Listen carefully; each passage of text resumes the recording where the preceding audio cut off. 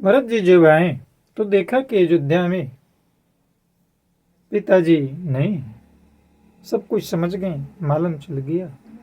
उन्होंने सोचा पिताजी स्वर्ग में है और श्री राम जीवन में है और केतु के समान केवल मैं ही इन सबको अनर्थों का कारण हूं। उन्होंने सोचा कि धरती पर हमसे बड़ा कोई पापी आज है ही नहीं।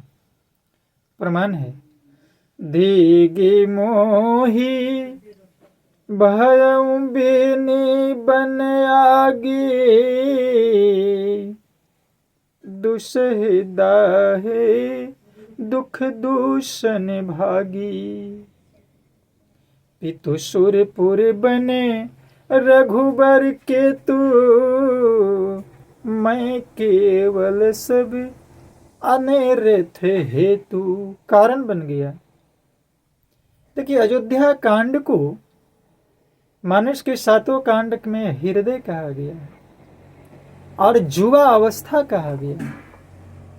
ये सातों कांड में बाल्यावस्था के बाद अयोध्या कांड जो है से जुवा अवस्था है। और जुवा अवस्था तप त्याग कर्म धर्म का समय होता है, तपने का समय होता है। जुवा अवस्था वह अवस्था है जिस अवस्था में संपूर्ण मानव जीवन को समाहित करने की अवस्था कही गई है। एक कर्मयोगी की अवस्था है।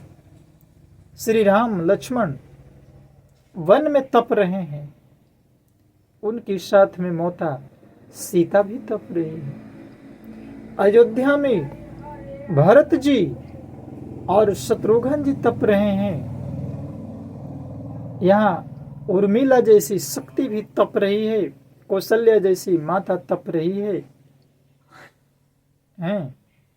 प्रजा तप रही है, गुरु वशिष्ठ जी जैसे महान संत तप रहे हैं, भरत जैसे धर्मात्मा तप रहे हैं।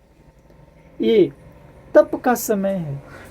मानस की कथा कहती है कि हमारी जवानी जो है यदि संभल गया, सचमुच तप गया, तो सोने की चमक जिस प्रकार आग में तपने के बाद ही निखर आता है और सोनार के चोट से ही प्रखर नजर आती है, उसी प्रकार ये जवानी जुवा अवस्था अयोध्या कांड हमें सीख देती है कि अपने जीवन मूल्यों को परखने के लिए हमें तपना होगा और वो राम सरीखे भरत सरीखे धर्मात्मा और अनुराग ब्रह्म ज्योति से तपने का मार्ग को सीखना होगा।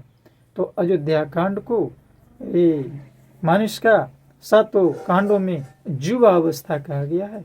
और जुवा अवस्था तप और त्याग बलिदान, त्याग का कारण राम से सीखना होगा, त्याग का कारण भरत से सीखना होगा। इसी अवस्था में राम और भरत ने ये बताया है कि आज के संसार भाई अपनी संपत्ति को बंटवारे के लिए लड़ते हैं, संपत्ति के लिए लड़ते हैं, लेकिन यहाँ संपत्ति को त्यागने के लिए लड़े हैं, संपत्ति को छोड़ने के लिए लड़े हैं, राज सिंहासन को त्यागने के लिए लड़ाई हुई है। लेकिन आज उल्टा नजर आता है। तो है प्रभु, इससे हम ये बात सीखे कि राम आखिर क्या संदेश देते हैं।